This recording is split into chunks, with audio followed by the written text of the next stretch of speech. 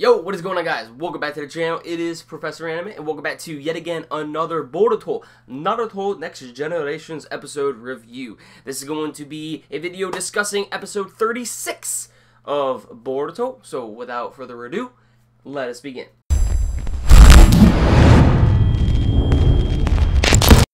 So I'm not gonna lie to all of you, when it came down to this episode, this is how I felt about the episode, pretty much. It was just like, ooh, okay, oh yeah, you. Like, that's how it felt like. It felt like just kind of like I was going, uphill, up a roller coaster. It was just like progressing slowly to, really good moments, and then that's when, bam, everything hit me, and I was like, yo, okay, I really enjoyed this so far. I thought it was honestly gonna be kind of like boring, when it came down to the episode, but it actually was pretty nice, and not gonna lie. Now, granted, when it came down to how, I guess this Genin exam, was, incorporated in, the previous Naruto series, that was done a whole lot better, in my personal opinion, especially when it came down to this episode, when it came down to the written portion of the exam, they did have inspiration from what it seems like, from, the previous Naruto series. When it came down to the written exam, they had to strategize in order to actually answer the questions on the test. But when it came down to the beginning portions of, the Boruto series, when it came down to that arc specifically, that was actually more so for the Chunin exams, actually. So maybe actually this will get a lot harder as they go on and whatnot. We could see another written test from them when they actually go for the Chunin exams. But regarding that factor, when it came down to, the original Naruto series, when they actually went through the written exam, security was a whole lot tighter, and it was a lot harder for them to actually, grab, answers from these questions amongst, the whole classroom. And they couldn't get caught, which is what made it really entertaining to watch. They had to come up with different methods about strategizing on how they could steal answers away for their use during the test. When it came down to this, they more so did that, but there was less security, which made it a whole lot easier for most of them.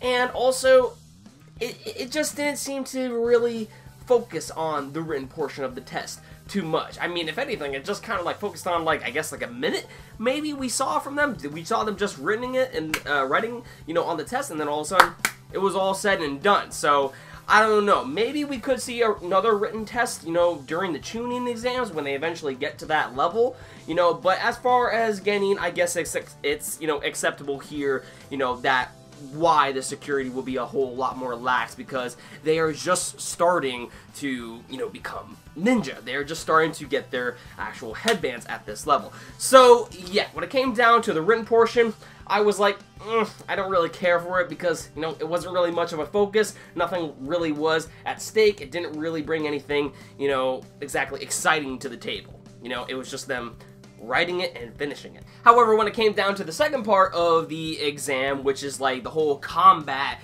sort of aspect of it, I guess they have like these plates on, and if these plates are broken, I think we actually saw this a while back in one of the previous episodes of Boruto, if I'm correct. But anyways, we have these plates that are on their bodies, and if they are broken, they are no longer able to combat, and therefore they fail that portion of the exam, if I'm correct. While it's doing this, actually, there is Kakashi, who is a proctor of this exam, and he says if you steal, one of these bells from me, you actually passed the exam, and I was like, yo, they're actually bringing back the bells, and I was like, yo, I mean, I said that in my previous review of Boruto on episode, like, 35, that, it would be kind of cool and nostalgic in a sense if Kakashi was going to bring back, the whole bell test. I mean, obviously, he'll probably come up with different methods of probably, going about his exam, but actually, it was just him pretty much dodging pretty much everything from Boruto. Boruto was the one, you know, who was combating Kakashi, trying to grab the bells from him, and he was doing it the same exact way on how he did pretty much from, you know, the beginning of the Naruto series, as well as when, you know, he had Sakura and Naruto, you know, do that exam, or not the exam, but do that test, you know, in the beginning of Shippuden. So just to see that they brought that bell test back, you know, with Kakashi, I loved that. I loved it. And Kakashi's just whooping the floor with Boruto. So, I mean, it's like to be expected, but we do know eventually, you know, most likely Boruto is going to end up getting a hold of those bells. It took a long ass time for Naruto to actually get it, but at the end point, he actually did get it. So, we'll see how, you know, Boruto comes out on top, you know, of Kakashi later down the line. But so far from what they've been doing with this episode, I'm actually really enjoying it because it did bring a lot of nostalgia factor, not only just to, you know, how the exams are going about, but also even some of the characters. I mean, you not only had Kakashi in this fight, you know, also taking part in the exam, you know, which is like a fan favorite of the Naruto series, but you also had, you know, Shino, you had Anko, you had Konohamaru. Even though Konohamaru, like, I don't really care for him all that much, to be quite honest with you, you know, but when it came down to, you know, Shino was also putting in the work, and then you also had Anko. Now, Anko, I gotta say, yo, for her to still be fighting in that way with, you know, her physique right now, I'm like, yo, okay, alright, that's good, yo. Chocho's got some, you know, she can learn a thing or two from Anko. I'm just saying, like, holy shit. But I still don't know why, you know, they made such that drastic change with Anko. I mean, she put on a lot of weight. She really let herself go in the Boruto series. But anyway, despite that factor, it was so sick. It was so satisfying just seeing Anko fight about, you know, these students with her snakes and everything, you know, stuff that she's learned from Orochimaru. Yo, I was like, yo, this is so amazing. I loved it. I loved the parts with Anko. So, you know, when it came down to Anko in the fight, you know, I would say that, you know, if Kakashi, you know, and Boruto were excluded out of this, you know, episode, Anko would have taken the spotlight, you know, tenfold. You know, when it came down to the Anko segments, fighting off the students, that part of the episode was really cool, in my personal opinion, at least. So, yeah, when it came down to this whole episode, just seeing, you know, how, you know, it resembled and paid homage to the original Naruto series regarding the exams, you know, probably not too dire as far as what we have seen, but it still brought, you know, entertainment and that feeling of nostalgia that we had seen, you know, from the previous Naruto series. So yeah, when it came down to this episode, it was definitely entertaining. It was definitely entertaining. You know, as I said before, it wasn't as, you know, I guess, satisfying as the original Naruto series was, but then again, when it comes down to Boruto, this series isn't, you know, written by Masashi Kishimoto at all.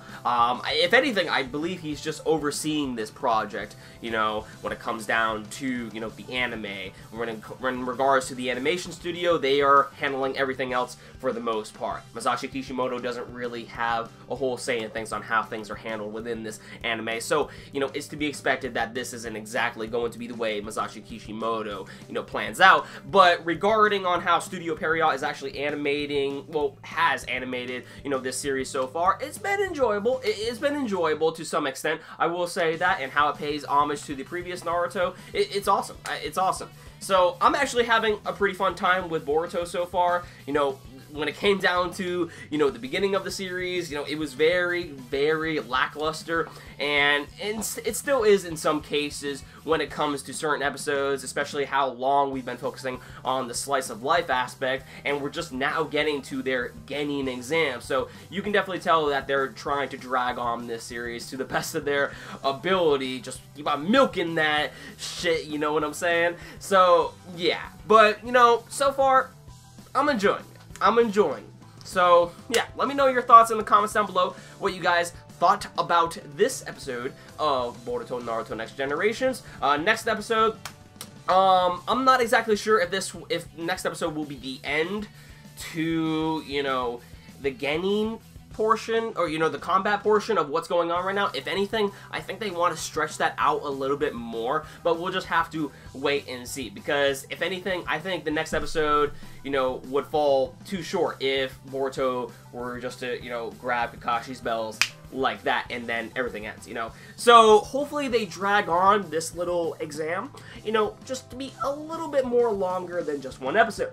So yeah, let me know in the comments down below what you guys thought about this episode of Boruto Naruto Next Generations. And with that said, thank you very much for watching. I'll catch you all in the next one. Peace out.